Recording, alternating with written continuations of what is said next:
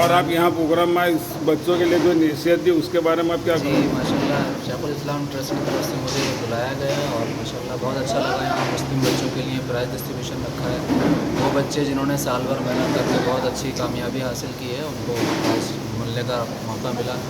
शेखुल इस्लाम trust बहुत बेगरज खिदमत अंजाम दे रहा है माशाल्लाह।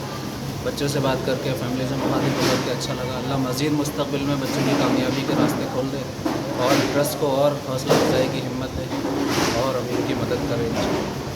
તમારું નામ શું સાહેબ? જાવેદ હુસેન મોહમ્મદ નબીલીમ। આજના પ્રોગ્રામ વિશે શું કહેશો તમે?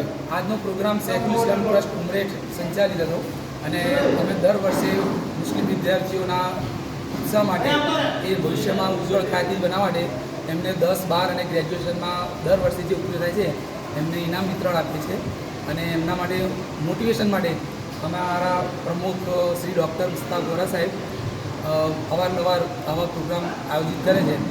એ માટે અમે અમારા અતિથિ વિશેષ ડૉક્ટર અદનાન યઝદાનીને પણ આમંત્રિત કર્યા જે પોતે લાઈફ સ્કિલ એજ્યુકેશનમાં માસ્ટર કરેલ છે।